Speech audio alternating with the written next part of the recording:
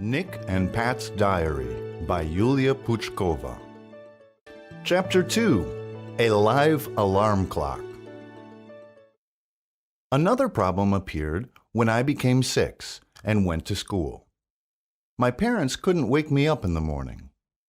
Every morning, Mum came into my room and said, "It's time to get up, Nicky," and she repeated it again and again. But I didn't hear, so she called Dad.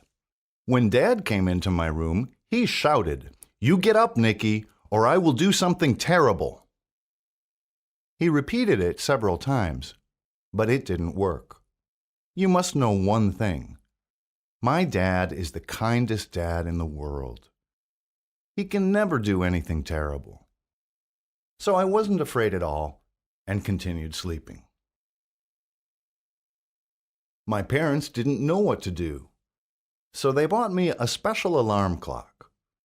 When it was 7 in the morning, this alarm clock started doing one naughty thing after another. First, it rang very loudly. Then, it started barking like a real big dog. If I didn't get up and turn it off, it started singing. "Mom is eating pancakes. Pat is eating cornflakes. Dad is drinking iced tea. Now the fridge is empty." To tell you the truth, I love pancakes, cornflakes, and iced tea. As soon as I heard this song, I jumped up and ran to the kitchen.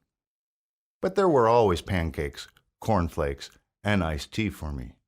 So, a week later, that song stopped waking me up.